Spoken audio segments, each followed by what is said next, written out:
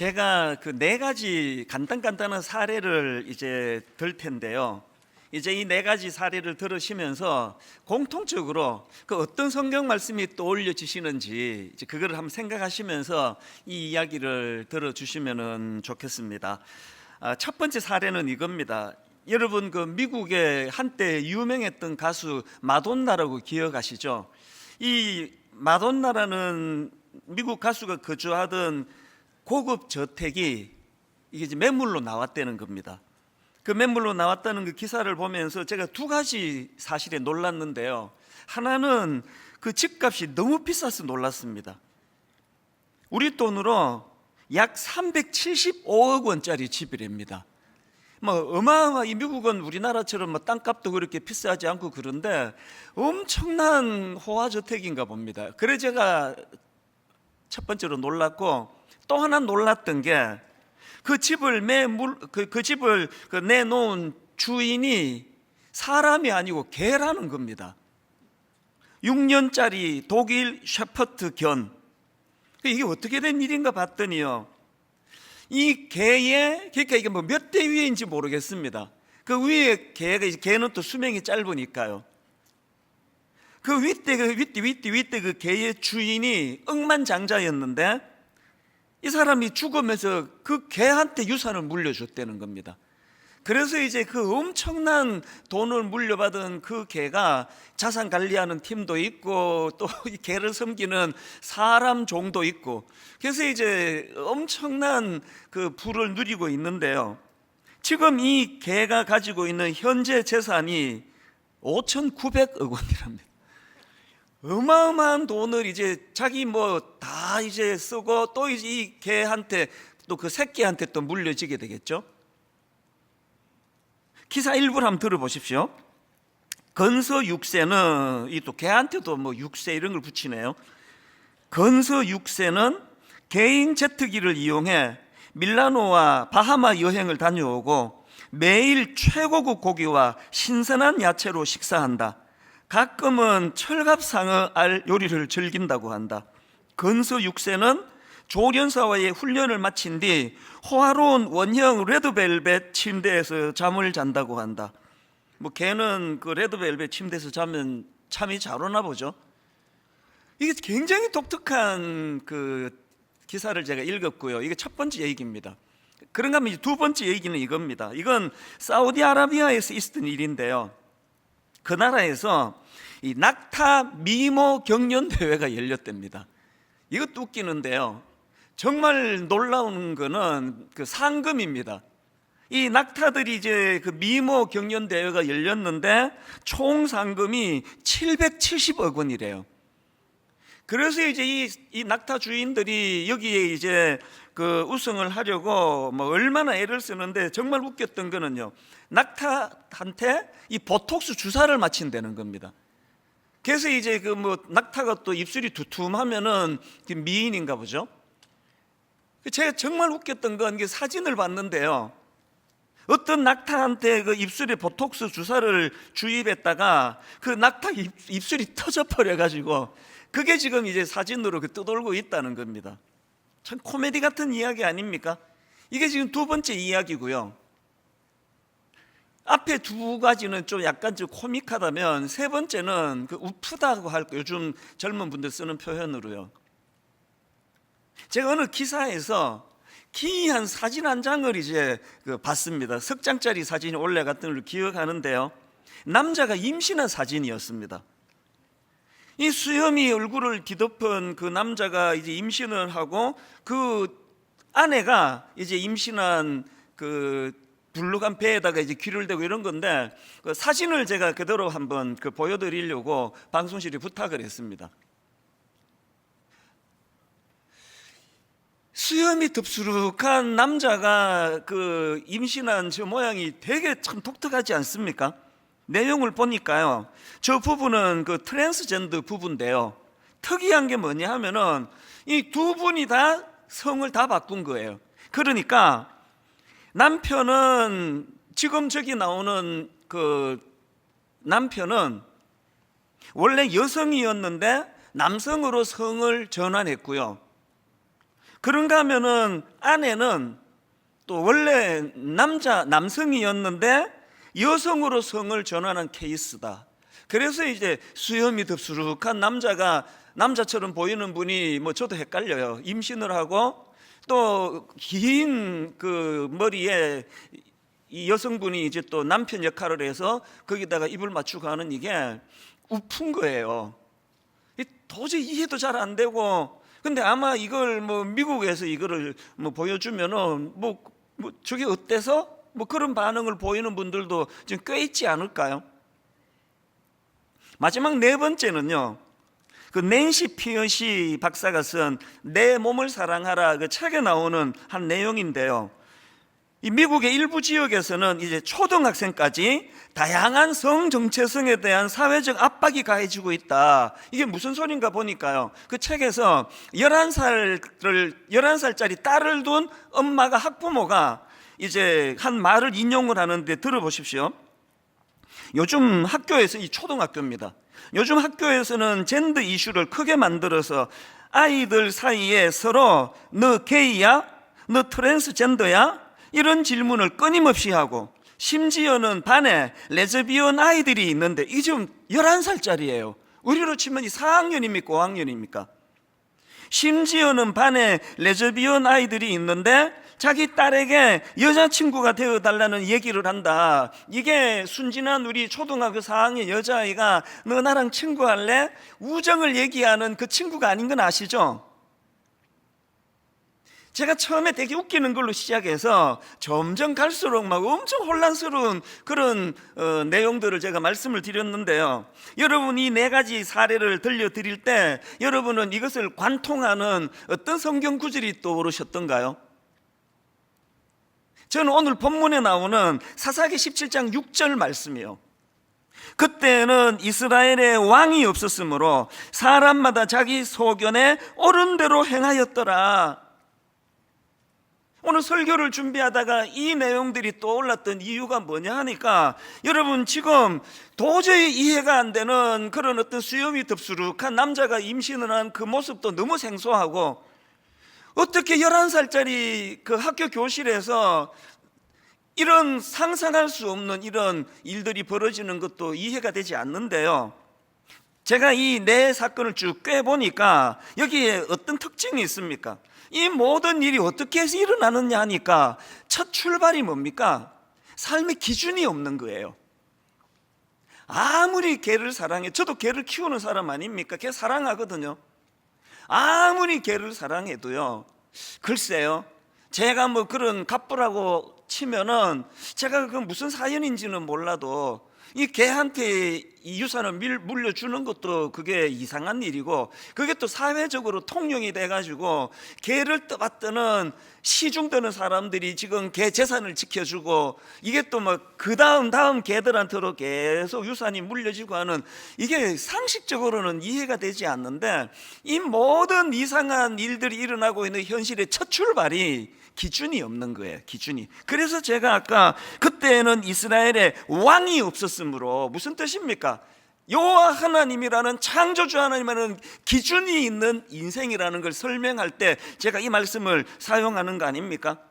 이런 삶의 기준이 없다 보니까 이게 말도 안 되는 일들이 너무 자연스럽게 통용이 돼가고 있는 게 지금 현실이라는 겁니다. 그런가 하면은 또 한 가지, 이 기준이 없는 삶에서부터 출발된 이런 이상한 어긋난 것들이, 그래서 여러분 이 기준이 없는 삶은요, 점진적으로 혼란의 자리에 빠져든다는 겁니다. 점진적으로, 끝간데 없이. 미국에서 처음에 그 차별금지법이라는 것을 만들 때 얼마나 좋은 동기였겠습니까? 어떤 경우라도 누구라도 소수에 대하여 차별하면 안 된다, 그렇게 시작한 차별금지법이 나중에 여러분 초등학교 4학년 5학년 교실에서 이런 이해가 안 되는 일들이 일어나는 쪽으로 흘러갈 줄 누가 알았겠냐고요. 제가 지금 우리나라에서 추진하고 있는 이 차별금지법을 두려워하고 있는 게 바로 이런 내용들입니다. 이것이 좋은 뜻으로 시작을 했는데 점점 끝간데 없는 거라서, 그래서 여러분 저나 여러분의 자녀들이 내가 분명히 아들을 길렀는데 그 아이가 배가 불룩해 있는 이런 모습으로 나타난다는 거 누가 그거를 상상을 하겠냐고요. 제가 두려운 게 이겁니다. 기준이 없는, 하나님 없는 인생은요, 이것이 끝까지 종종 말씀드리잖아요. 아무리 비바람이 몰아쳐도 우리가 부산의 해운대 같은데 안심하고 갈 수 있는 거, 동해에 안심하고 갈 수 있는 거, 아무리 파도가 몰아쳐도 바다는 여기 이상으로 건너오지 않는다는 안전함이 있기 때문에 우리가 바닷가를 가는 거 아닙니까? 그거를 넘어버리는 게 그게 쓰나미 아닙니까? 오늘 아무리 봐도 우리가 살고 있는 이 시대는 전 세계적으로 잘 산다는, 똑똑하다는 유럽이나 미국일수록, 캐나다일수록, 호주, 우리같이 그렇게까지 선진국이 아닌 나라 사람들이 생각해도 이게 이해가 안 되는 그런 일들이 점점 통용되는, 이게 뭘까? 그게 하나님이라는 기준이 없는 인생은요, 끝이 없어서 그래요. 이 정도로도 끝내면 다행인데 이게 어디까지 갈지는 아무도 모르고, 저는 이런 면에서 AI, 인공지능을 저는 사실 두려워해요. 10년 전, 20년 전 영화에나 보던 나중에 그 로봇이 인간을 지배한다는 이런 일이 이게 진짜로 가능할 수도 있겠다는 두려움이 생기는 겁니다. 이걸 우리 개인의 삶에도 한번 적용해 보자는 거 아닙니까? 제가 오늘 본문 말씀을 이런 관점으로 좀 살펴보기를 원하는데요, 이 오늘 본문을 포함한 사사기서는 전체가 21장짜리 성경입니다. 그런데 이 사사기는 크게 두 파트예요. 앞부분인 1장부터 16장까지가 본론이고요, 그리고 이제 오늘 우리가 살펴보는 17장부터 21장까지가 이게 부록입니다. 없어도 되는 내용 원래는. 그래서 여러분, 이 본론이 16장까지 이제 사사 삼손 이야기로 끝을 내도 아무 문제가 없는 이 사사기니까요. 근데 왜 하나님은 그렇게 16장으로 끝내질 않고 왜 17장부터 21장까지 그런 부록을 만드셨나?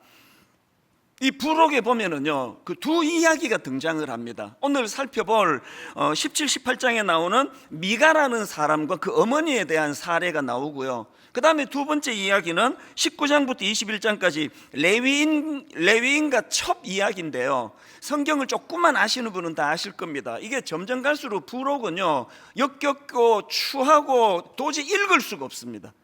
말로 다 할 수 없는 인간 타락의 극치를 지금 부록에다가 넣어놓고 있거든요. 이런 생각해 보셨습니까? 하나님은 왜 본론만 내시고 16장으로 끝내시면 되는데 이 끔찍한 두 이야기를 담은 부록을 왜 만드셨을까? 여러분, 이거 아십니까? 그때에는 이스라엘의 왕이 없었으므로 사람마다 자기 소견에 옳은 대로 행하였더라. 이거 두 번 나오는 건 아시죠? 그리고 이게 사사기를 전체를 정리하는 핵심 말씀이는 아시죠? 여러분, 이 두 이야기가 전부 부록에 나오는 이야기예요. 뭘 의미할까요? 하나님은 부록을 통해 저와 여러분에게 경고하세요. 기준이 없는 인생은, 그 마음에 여호와 하나님을 왕으로 모시지 않는 사람은 이런 끝간데 없는, 끝이 없는 타락의 자리로 갈 수밖에 없다. 이걸 우리에게 경고하시는 말씀입니다. 기준을 세우셔야 돼요. 결혼하셨습니까? 어제 결혼한 우리 신혼부부, 지금 내일 신혼여행을 가시는 분들이 있다고 할 때, 신혼여행 가서 구경 다니는 게 중요한 게 아니라 신혼여행 가서 제일 먼저 해야 되는 건 우리 가정의 기준을 세우는 거예요.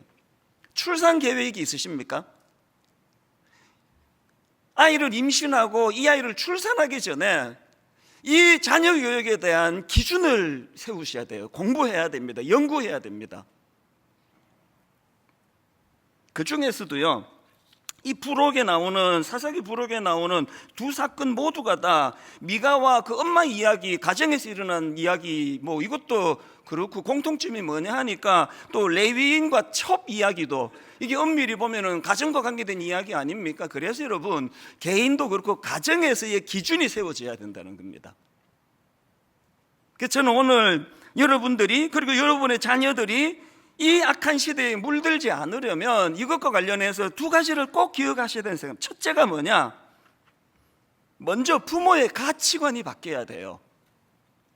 부모의 가치관이 바뀌어야 됩니다. 왜 이런 타이틀을 제가 생각했냐니까 본문에 나오는 이 미가 엄마 때문입니다. 이분이 중심이 없습니다. 자, 오늘 본문 사사기 17장 1절 2절을 보십시오. 에브라임 산지에 미가라 이름하는 사람이 있더니 그의 어머니에게 이르되 어머니께서 은 1,100을 잃어버리셨으므로 저주하시고 내 귀에도 말씀하셨더니 보소서 그 은이 내게 있나이다. 내가 그것을 가졌나이다 하니 그의 어머니가 이르되 내 아들이 여호와께 복받기를 원하노라. 이게 그냥 마침표 없이 막 풀어서가지고 뭔 소리인지 헷갈리시죠? 간단하게 설명드릴까요? 이 어떤 내용인가 하면은요, 이 미가라는 사람이 자기 어머니 돈을 훔쳐요. 그에게 돈을 훔칩니다. 그에게 돈을 도둑맞은 이 어머니가 아주 분노한 겁니다. 그래서 이 돈 훔쳐간 돈 내가 저주한다고 막 저주를 퍼부니까 그 얘기를 듣는 아들이 두려운 거예요. 지금 내가 훔쳐갔는데. 그래서 엄마한테 이실직고 하는데, 그랬더니 엄마의 태도, 반응, 이게 지금 제가 다루는 초점입니다. 자, 이거 2절을요 3번역으로 보십시오. 그가 어머니에게 말하였다. 누군가가 은돈 1,100냥을 훔쳐갔을 때에 어머니는 그 훔친 사람을 저주하셨습니다. 나도 이 귀로 직접 들었습니다. 보십시오. 그 은돈이 여기 있습니다. 바로 내가 그것을 가져갔습니다. 그 다음 보세요. 그 어머니 태도를. 그러자 그의 어머니는 도리어 이렇게 말하였다. 얘야, 주님께서 너에게 복 주시기를 바란다. 자녀 교육이 기준이 없는 거예요. 저주를 내렸다가 그게 우리 아들이었어? 뭐 돈 훔치가면 어때? 주의 복이 임하기 원한다. 3절 하반절도 마찬가지입니다. 그 아들이 훔친 돈을 어머니한테 되돌려 드리니까 그 어머니가 하는 말이요 3절 하반절입니다. 내 손에서 이 은을 여호와께 거룩히 드리노라. 이것만 보면은 막 엄청난 믿음의 결단을 한 것 같은데요, 이게 3절 전체를 보면 이게 그런 내용이 아닙니다. 3절을 전체를 보십시오. 미가가 은 1,100을 그의 어머니에게 도로 주매 그의 어머니가 이르되 내가 내 아들을 위하여 한 신상을 새기며 한 신상을 부어 만들기 위해 내 손에서 이 은을 여호와께 거룩히 드리노라. 하나님이 그렇게 싫어하시는 신상을 만드는 게 여호와를 위하는 거라고요? 기준이 없는 거예요.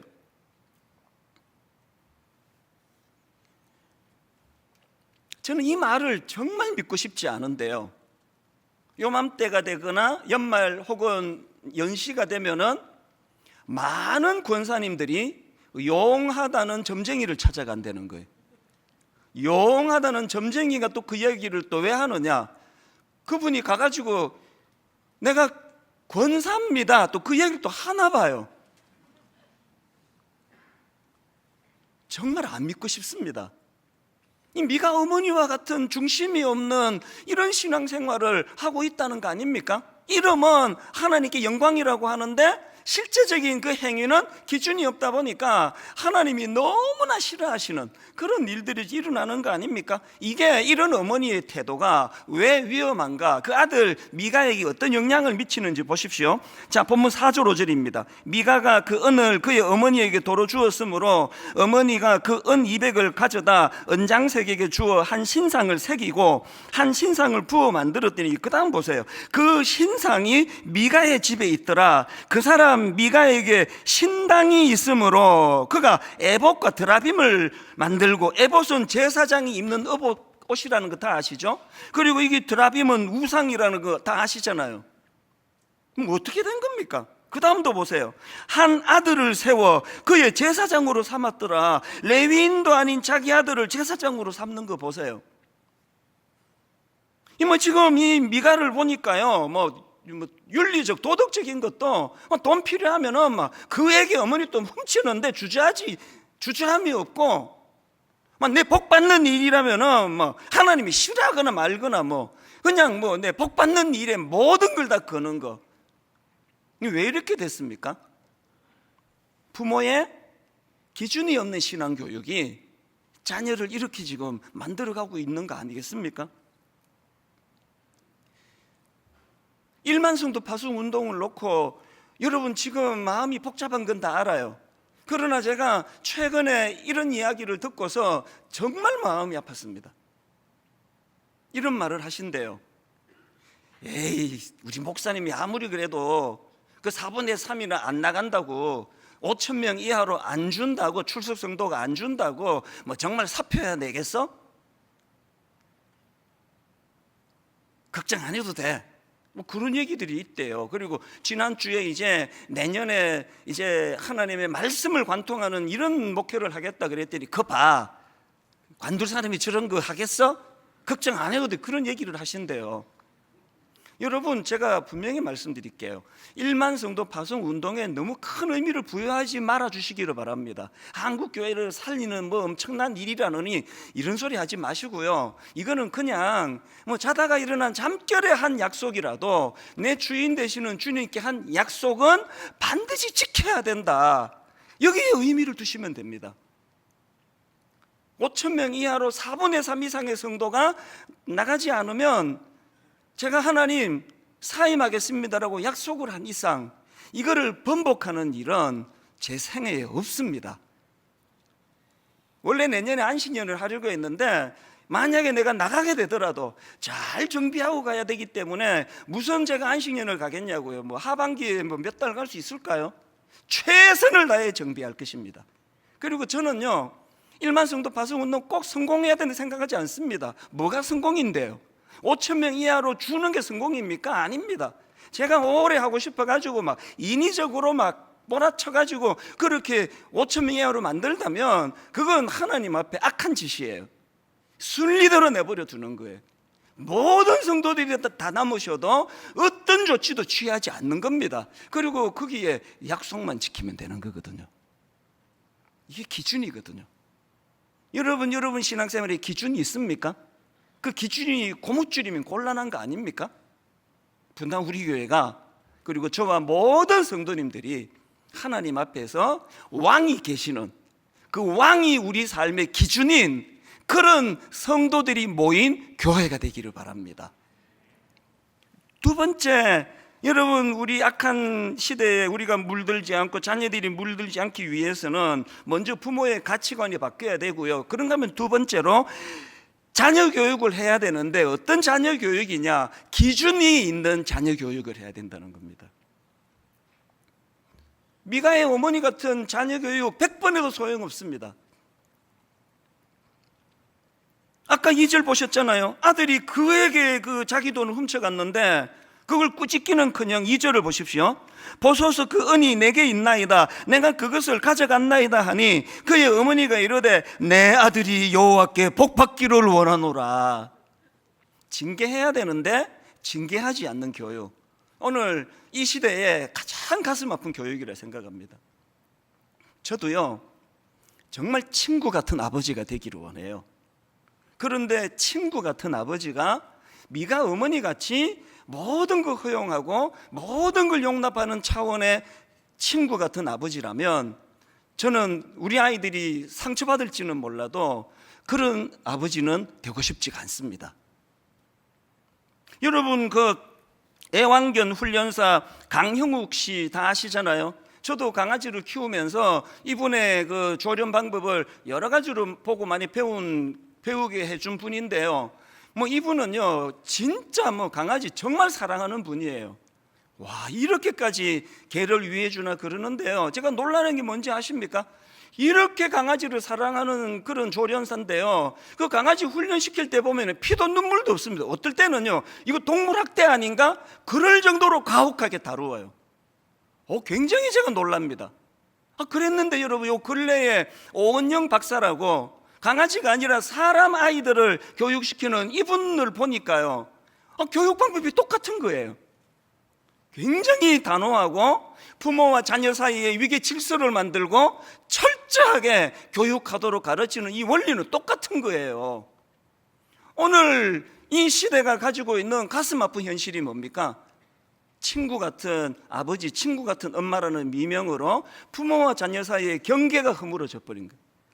뭔 이야기라든지 간에 네 잘했다, 참 잘했다, 넌 어쨌든 복 받을 거야. 미가 어머니가 보여주시는 너무나 무서운 타산지석, 경고의 말씀이라 생각을 합니다.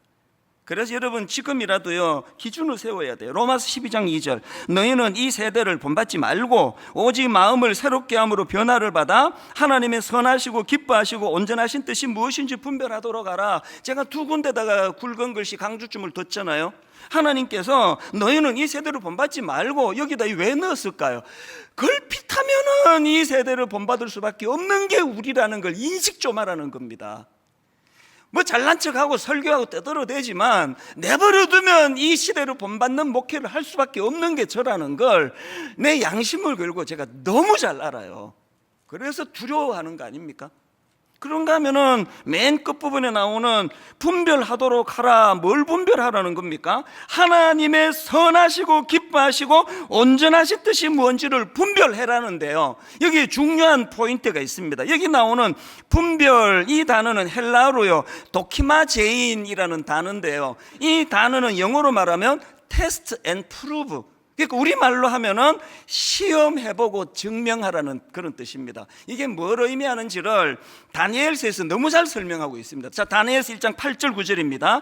다니엘은 뜻을 정하여, 중심을 세웠죠. 다니엘은 뜻을 정하여 왕의 음식과 그가 마시는 포도주로 자기를 더럽히지 아니하리라 하고 자기를 더럽히지 아니하도록 환관장에게 구하니, 그랬더니 9절, 하나님이 다니엘로 하여금 어떻게 하셨습니까? 환관장에게 은혜와 긍휼을 얻게 하신지라. 이게 테스트 앤 프루브 아닙니까? 이게 바로 시험해보고 증명하라는 말씀 아닙니까?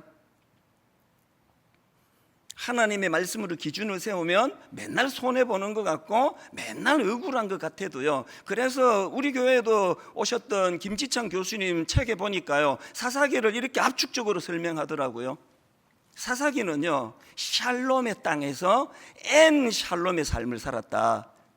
엔이라는 건 부정접두어 같은 거 아니겠습니까? 그래서 하나님이 허락하신 샬롬, 그 평화의 땅에서 샬롬 없는 삶을 살았던 게 이스라엘 백성이라 그런다면 딱 오늘 이 시대 우리 아닙니까? 오늘 딱 이 시대 우리 아닙니까? 다 갖춘 것 같은데 엔 샬롬, 샬롬이 없어요. 이걸 테스트 해보라는 겁니다. 이 책 기억하십니까? 자세히 보시라고 화면으로도 좀 띄워달라 그랬습니다. 1년 반 전에요 우리가 우리 자녀 성경적 성교육 시리즈, 이거를 이제 책을 정말 야심작으로 이거를 이제 번역서를 출간을 우리 연구소에서 했는데요, 두 가지 반응이 있었습니다. 부모님들한테는요, 이게 책만으로는 이 아이들 자녀 교육하는 게 너무 어렵다, 하기 힘들다, 그런 반응이 나왔고요. 또 하나는 한국 정서에 맞지 않는 부분이, 미국 책을 번역하다 보니까 정서에 맞지 않는 부분이 있어서 보완이 필요한 것 같다. 그래서 이제 눈물을 머금고 그때 판매를 중단했습니다. 막 판매가 불티나듯 판매되던 지점에서 이거를 중단하고요 1년 반을 지금까지 실험을 했습니다. 1년 반을 어떻게 준비했느냐 하니까요, 이번에 그래서 나온 게 이 개정판이에요. 개정판을 만들고 그리고 또 이 책과 관련한 워크북을 만들었습니다. 그래서 이제 그 예전에 책을 구입하신 분도 새 책 사시지 않으셔도 돼요. 워크북을 가지고 이제 함께 자녀들 교육하시는데 도움이 되도록 우리 어머니 아버지 참고하시라고 워크북을 이번에 총신대 기독교 교육학과 함영주 교수 팀과 분당 우리 교회 주일학교 교육자들이 수고를 많이 해서 워크북을 만들었고요. 그런가 하면 또 하나, 부모님들에게 도움을 드리기 위하여 미국에서 활동하시는 성교육 전문가십니다. 이진아 전도사님의 이 강의 동영상을 우리가 만들었습니다. 그래서 이제 이런 보완을 다 해가지고 한 1년 반을 정말 이 팀에서 너무나 고생, 저도 이것 때문에 부산에도 다녀오고 우리 팀도 부산을 뭐 한 번만 간 게 아닙니다.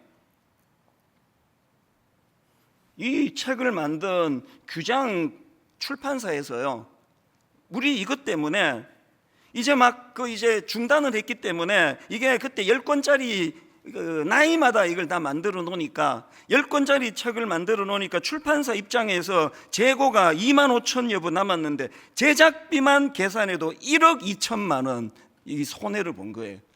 제가 감동을 받는 게요, 목사님 돈 버는 게 목적이 아니라 반드시 좋은 책을 만들어내야 되는 거 아니겠습니까? 기꺼이 그거를 감수해 주셨어요. 그래서 이제 오늘 1년 반 만에 제가 여러분에게 정말 눈물로 호소하기를 원합니다. 여러분, 이 코로나19만 아니면요 정말 마당에 책 이만큼 산더미처럼 쌓아놓고 강매하고 싶은 심정이에요. 왜? 이 책이 완벽해서가 아니에요. 여러분, 우리가 뭔가는 지금 꿈틀거려야 돼요. 아까 아까 그 사진 보셨잖아요. 점점 지금 미국과 유럽을 닮아가는 이 우리나라 이 실정 속에서 자녀들을 어떻게 할 건가, 이제 우리 연구소가 방향을 이렇게 잡아가기 원합니다. 우리 부모를 도와주는, 우리 엄마들을 도와주는 자녀 교육을 제대로 할 수 있도록 이제 우리 주일학교랑 연계해가지고 방학 동안에 우리 주일학교와 함께 부모 교실을 만들 겁니다. 그리고 분당 우리 교회만이 아니라 진짜 대한민국의 많은 교회들이 이 자료를 마음껏 쓰시도록 모든 자료를 다 공개하고 있습니다. 공개하려고 합니다. 그리고 공개할 것입니다. 오늘의 결론을 저는 이렇게 맺기 원합니다. 성탄을 기다리는 사람들, 여러분, 성탄을 기다리는 사람들은요 버스 기다리듯이 아무것도 안 하고 정류소에 앉아 있는 사람들이 아닙니다. 성탄을 기다리는 사람들은 미가 어머니 같은 그런 부모가 되지 않기 위하여, 미가와 같은 자식이 되지 않기 위하여 이 땅에 오신 예수 그리스도를 내 삶의 기준으로 삼고 그분을 기준으로 살아갈 때 손해보는 것 같아도 내 안에 하나님 주신 샬롬, 오늘 이 시대는 풍성하게 그지없는 넘치는 땅에서 엔 샬롬을 잃어버린 시대라면, 하나님 오늘 예수 믿는 우리 교회와 우리 가정과 우리 성도들에게는 샬롬이 넘치는 은혜가 있기를 원합니다. 저는 오늘 설교 마무리 찬양으로 어떻게 생각하면 마음이 먹먹하고요, 어떻게 생각하면 다시 꿈을 꾸면서 우리에겐 소원이 하나 있네, 주님 다시 오실 그날까지. 우리 가슴에 새긴 주의 십자가 사랑, 목회하는 저도 예수 믿는 여러분도 모두가 감수해야 될 일들이, 가슴 아픈 일들이, 포기해야 되는 일들이, 멀쩡한 교회를 29교회로 흩어야 되는 이 가슴 아픈 이런 일들을 이 시대에 목회를 하기 때문에 감수를 해야 되는 그런 하나님, 이 과정에서 고무줄 잣대를 들이대는 것이 아니라 하나님의 말씀의 기준으로 했을 때 저에게도, 남는 성도님에게도, 떠나가는 분에게도 하나님의 샬롬이 어떤 것인가를 누리게 되기를 바랍니다. 가사를 생각하시면서 참 하나님께 회개하는 마음으로 이 찬양 불러드리기 원합니다. 우리에겐 소원이 하나 있네. 소원이 하나. 여러분, 어떤 소원입니까? 주님 다시 오실 그날까지. 다시 오실 그날까지 우리 가슴에 새긴 주의 십자가 사랑, 주의 십자가 사랑 나의 교회를 사랑케 하네. 사랑케 하네. 주의 교회를 향한 우리 마음,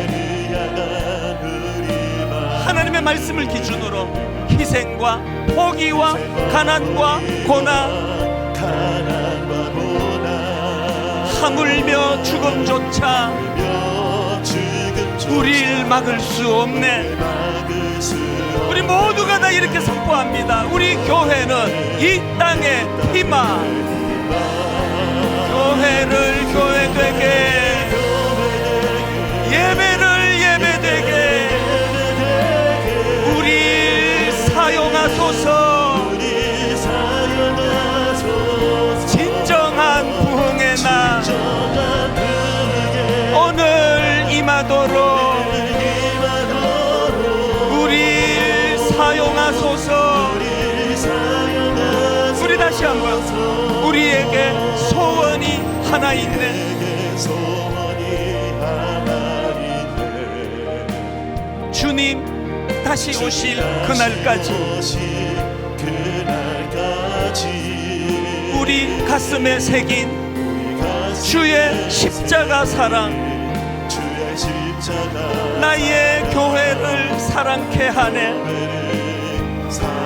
여러분, 한 항목 한 항목 우리 하나님의 기준으로 선포합니다. 주의 교회를 향한 우리 마음, 희생과 포기와 가난과 고난, 하물며 죽음조차 우릴 막을 수 없네. 우리 교회는 이 땅의 희망. 여러분 한번 힘있게 선포하지 않으시겠습니까? 교회를 교회되게, 예배를 예배되게 우리 사용하소서. 진정한 부흥의 날 오늘 임하도록 우리 사용하소서. 성령 안에 예배하리라.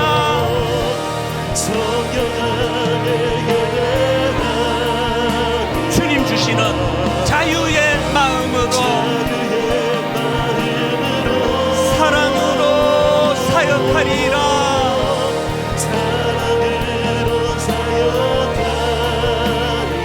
교회는 생명이니, 아멘. 교회를 교회되게, 예배를 예배되게 우리 사용하소서.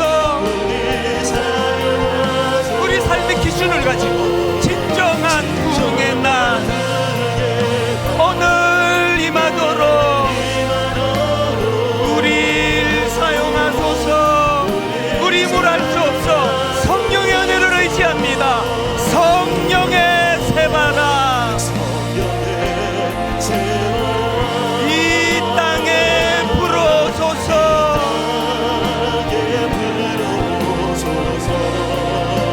주의 영 그 생기로 우리를 다시 살리사. 여러분 꿈을 꾸시는 겁니다. 이 땅에 하나님 영광 거하는 우리가 꾸는 꿈, 그런 나라가 되게 하소서. 주님 앞에 꿈꾸며 나아가기 원합니다. 열방에 하나님 영광 비추는 그런 나라가 되게 하소서. 우리 다 자리에서 일어나셔서 전심을 다하여 선포합니다. 성령의 세바라 이 땅에 불어소서. 주의 영 그 생기로 우리를 다시 살리사.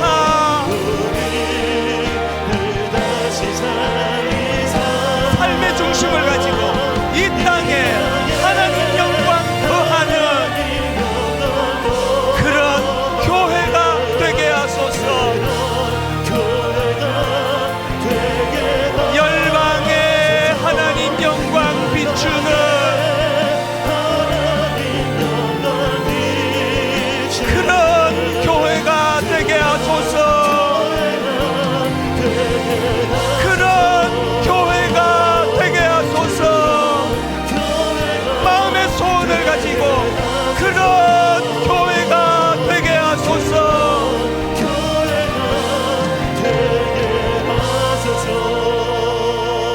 먼저 회개의 자리로 가기 원합니다. 아버지, 제가 바로 미가 어머니였습니다. 제가 그렇게 자녀를 길렀습니다. 중심 없이 길렀습니다. 회개하며 나가기 원합니다. 부모된 우리가 하나님 먼저 아버지 중심이 세워지기를 원합니다. 그리고 하나님, 자녀 교육을 행하되 중심이 있는 교육이 일어나기를 원합니다. 그때그때 고무줄처럼 달라지는 교육이 아니라 하나님의 일관된 중심이 있는, 하나님이 이 일들을 우리는 할 수 없사오니 성령이여 우리를 도와주시옵소서. 우리 한 목소리로 주신 말씀 가지고 통성으로 기도하며 나갑니다. 살아계신 하나님 아버지, 은혜의 자리로 나가기를 원하오니, 은혜의 자리로 나가기를 원하는 주의 자녀들마다 하나님 이 시간 충만케 하여 주시옵소서. 충만케 하여 주시옵소서. 하나님 아버지, 오늘 수많은 아버지 예수 믿는 사람들이 미가의 어머니처럼, 미가처럼 하나님 삶의 중심이 없이 아버지 그렇게 신앙생활을 하고 있지 않은지 돌아보고 점검하기를 원합니다. 하나님 아버지, 우리 모두가 소원합니다. 하나님 우리를 붙잡아 주셔서 아버지 우리 인생의 기준이 세워지기를 원합니다. 왕이 없는 자들과 다른 삶을 살기를 원합니다. 하나님 우리 중심에 살아계신 하나님 왕이 되어 주시옵소서. 우리 삶의 기준이 되어 주시옵소서. 하나님 아버지, 오늘 하나님 아버지 앞에 눈물로 기도합니다. 이 땅에 성령의 새 바람 불어오도록 인도하여 주시옵소서. 하나님 이 땅에 다시 한번 생명이 살아나는 역사가 일어나게 하여 주시옵소서. 살아계신 하나님 아버지 우리의 생각과 우리의 마음과 우리의 가정을 주님 새롭게 하여 주시옵소서. 아버지 하나님 우리 가정을 새롭게 하여 주시기를 원합니다. 성령의 능력으로 기준이 세워지는 가정이 되게 하여 주시고, 성령의 능력으로 기준을 붙잡고 나아갈 수 있는 가정이 될 수 있도록 아버지 하나님 그 은혜로 새롭게 하시고 역사하여 주시길 원합니다. 아버지 하나님 그 은혜로 우리 불쌍히 여기시고 주님 우리 가운데 세례를 내려 주시옵소서. 다니엘은 뜻을 정하여 왕의 음식과 그가 마시는 포도주로 자기를 더럽히지 아니하리라 하고, 자기를 더럽히지 아니하도록 환관장에게 구하니 하나님이 다니엘로 하여금 환관장에게 은혜와 긍휼을 얻게 하신지라. 하나님 허락하신 샬롬의 땅에서 샬롬 없는 불안하고 두려운 삶을 살았던 그 이스라엘 백성들처럼 오늘 아버지 예수 믿는 우리가 너무나 혼란스러운 이 세상에 물들어가면서 샬롬의 하나님을 주인으로 섬기면서 샬롬이 없는 두렵고 불안한 삶을 살고 있는 우리의 모습을 돌아보게 하여 주시옵소서. 중심도 없고 기준도 없고 그때그때마다 하나님을 이용하는 것처럼 우리 삶의 왕을, 우리 인생의 왕은 오직 하나님 그분밖에 없음을 고백해드리며, 그분이 내 삶의 기준이 되고 중심이 될 때, 하나님이 잃어버렸던 삶의 중심이 되찾아질 때 하나님의 샬롬이 회복되는 줄로 믿사오니, 우리와 우리 자녀들과 우리 가정과 우리 교회와 한국교회에 이런 놀라운 역사가 일어나도록 우리부터 하나님 앞에 회개의 자리로 나가며 다시 한번 은혜를 구하기 원하오니 우리의 기도를 응답하여 주시옵소서.